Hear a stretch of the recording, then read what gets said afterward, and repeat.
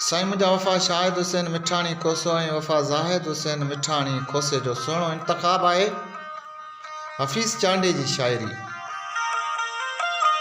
जॾहिं बि मूं सां खिली मिले थी तॾहिं तो सम्झां बहार आहे, कसम आहे मूंखे मोहबतुनि जो ए जानी तो साण प्यार आहे। जितां बि गुज़री जॾहिं बि गुज़री गली गली में सुगंध आहे, उते आहे हर कोई माण्हू क़ाबू अलाए कहिड़ो खुमार आहे।